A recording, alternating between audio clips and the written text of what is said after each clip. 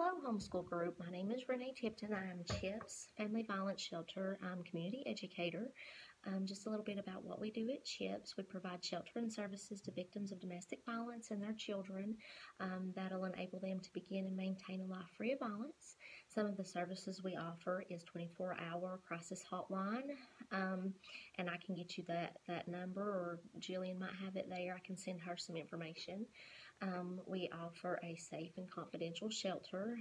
When I first started working at CHIPS, when they said shelter, I envisioned wall-to-wall cots, but that's not it at all.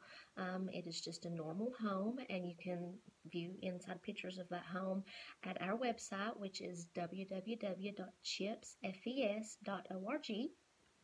We also provide court advocacy, in which our court advocate assists victims in filling out and filing an order of protection.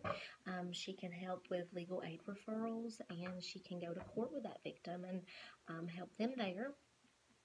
We also have rapid rehousing for our shelter families, and it's just a hand up in assisting them financially with a deposit on a new rental place to pay to have the utilities cut on, and a portion of that up to 3 months.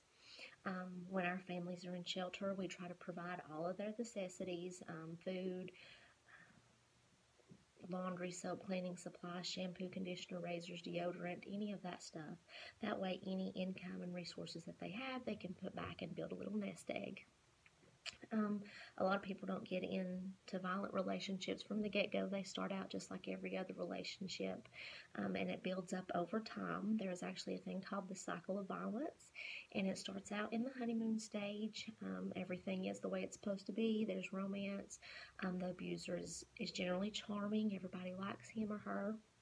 And then from there, it goes to walking on eggshells. You never know what's going to set that next person off.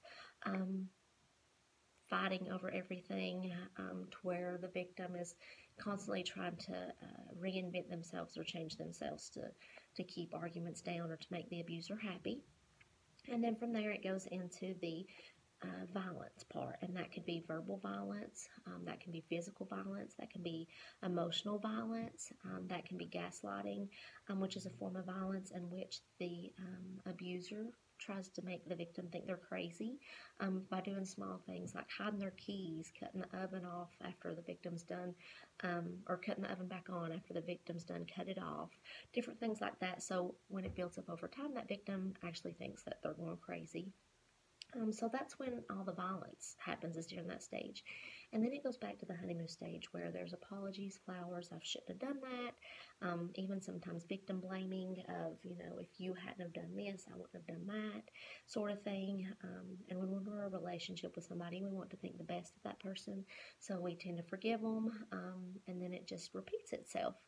And the longer that victim is in that cycle of violence, the more lethal it becomes, until eventually that's all that is the violence.